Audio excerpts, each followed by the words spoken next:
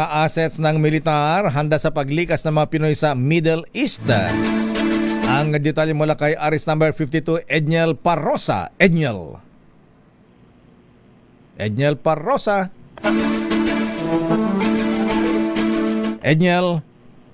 Lakay, itinayak ng Senatang lakas na ilang inilalaan ng expertise ng militar sa gobyerno kaugnay ng target na repatriation ng mga Pilipino mula sa gitnang silangan sa kabila ng mga saradong airspace at Strait of Hormuz.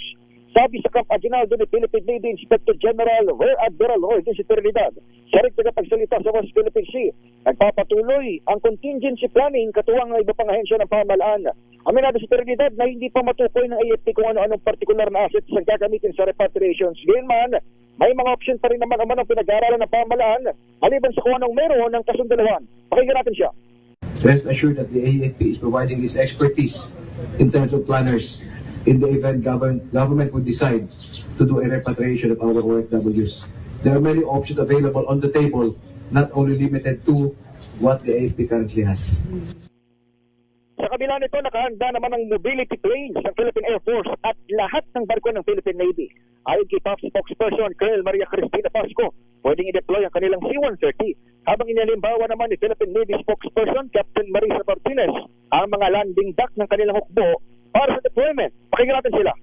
Most probably ito yung mobility natin, no? Yung po sa Air Mobility Command.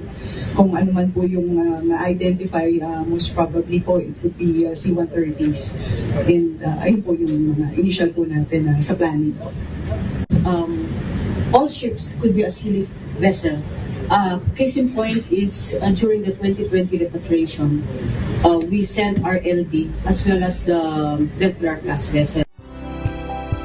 Sa ngayon, higit 1,400 Pinoy ang gusto ng umuwi mula Middle East pero naratili itong pahirapan dahil sa kondisyon sa gitnang silangan. Ako naman si Edniel Parrosa, DZRH, una sa Pilipinas, una sa Pilipino.